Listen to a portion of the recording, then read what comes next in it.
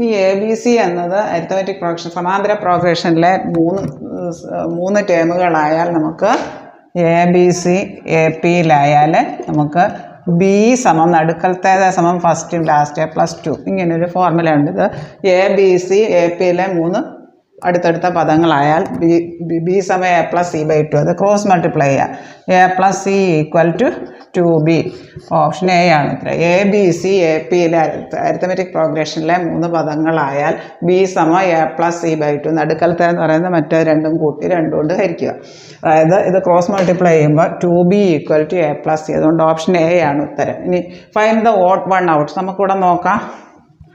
3:14 അതായത് 3 × 2 + 8 അതാണ് 14. ഇനി അടുത്ത ഏതാ 5:18 അതായത് 5 × 2 + 8 അതായത് 18 കിട്ടും. 10 + 8 18 കിട്ടും.